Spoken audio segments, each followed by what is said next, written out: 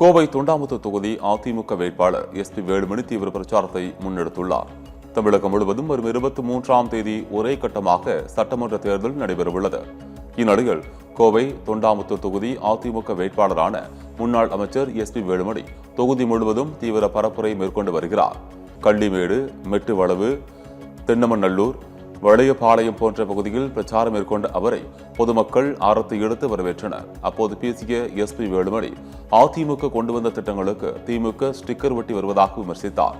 தொகுதியில் பல்வேறு பணிகள் முடிவு பெறாமல் உள்ள சூழலில் அதிமுக ஆட்சி அமைத்ததும் விடுபட்ட எல்லா திட்டங்களும் நிறைவேற்றப்படும் எனவும் எஸ்பி வேலுமணி வாக்குறுதி அளித்தார். திமுக ஆட்சிக்கு விடை கொடுத்து வீட்டுக்கு அனுப்பி மக்களால் நான் மக்களுக்காகவே நான் என்று தமிழக மக்களுக்காக தவ வாழ்வு வாழ்ந்த 5 வருஷமா திமுக ஒண்ணும் பண்ணல.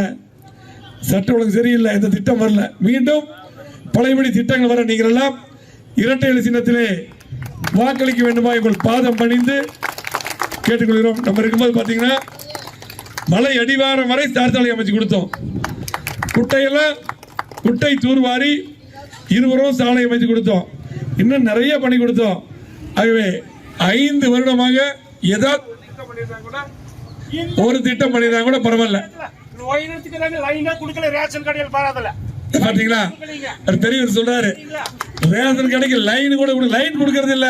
லைன் கொடுக்காட்டி பரவாயில்ல. இபி பில் எவ்வளவு ஏத்திட்டாங்க, கரண்ட் பில் எல்லாம் இன்னைக்கு எவ்வளவு ஏத்திட்டாங்க. ஆகவே இன்னைக்கு இந்த ஆட்சியில யாருமே நிம்மதியா இல்ல, மக்கள் நிம்மதியா இல்ல. கண்டிப்பா ஒரு மாதத்துல நம்ம வந்துருவோம். அதுக்கு லைன் கொடுப்போம், எல்லாம் கொடுப்போம்.